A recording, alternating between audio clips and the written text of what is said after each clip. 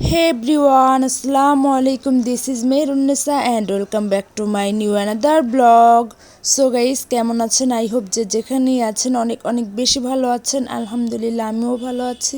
So guys বাবার বাড়িতে চলে আসছি। আর এই বাবার বাড়িতে 3 দিন ধরে যাওয়া আসার কারণ কি সবকিছু মিলিয়েই থাকছে এই ভিডিওতে, আর সবকিছু আপনাদের সাথে আমি শেয়ার করব।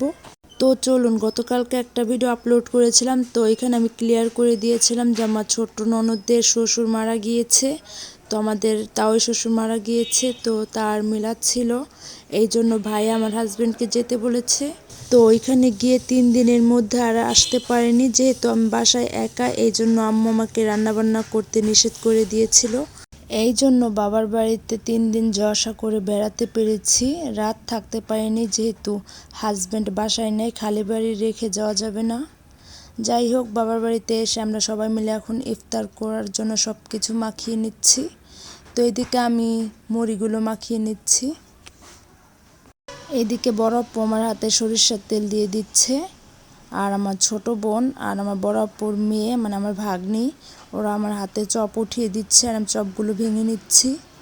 সবাই মিলে একত্রিত হয়ে সেহরি খাওয়া, ইফতারি করা, সব কিছুর মজাটাই অন্যরকম।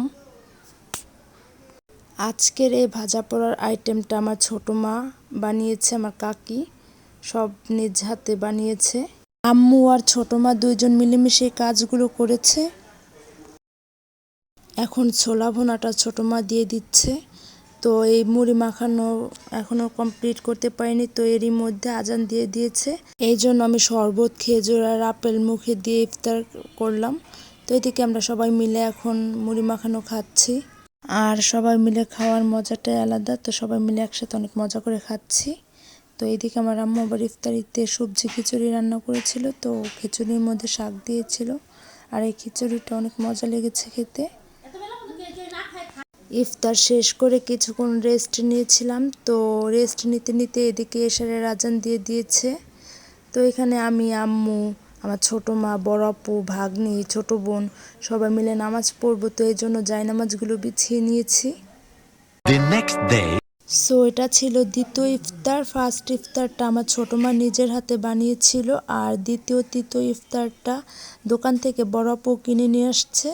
তো এদিকে শরবত গুলিয়ে নিয়েছে আম্মু।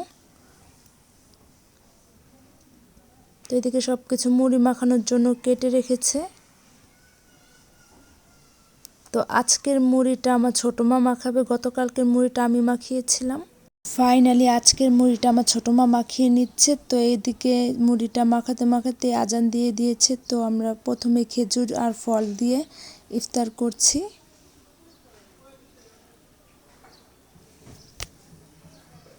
তো এখন আমরা সবাই মিলে মুড়ি মাখানো খাবো। আজকের মতো ইফতার করে মাগরিবের নামাজ পড়ে বাসায় চলে আসছি। তো এদিকে আমার বড় আপুর ছেলে বাড়িতে দিয়ে গিয়েছে। ফার্স্টেই বলেছিলাম যে তাওই শ্বশুরের মিলাদ, আমার হাজব্যান্ড ননদের শ্বশুর বাড়িতে গিয়েছে, তো আজকে মিলাদ ছিল তাওয়ের।